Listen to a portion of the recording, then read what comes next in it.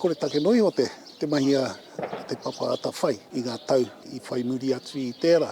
I ti noi hoa ngā mahi tiaki whenua I mahi e rata. Nā reire, tā mātou nei, me whakahoki te whenua kia mātou, hei tiaki, hei manaaki. I tonoa te minita e mātou me whakahoki mai, te whenua, mā mātou hei mahi taua mai. I whakaiti ia, engari ona hoa, ona minita hoa, te minita o te treaty negotiations, I whakaiti kāri I whakai.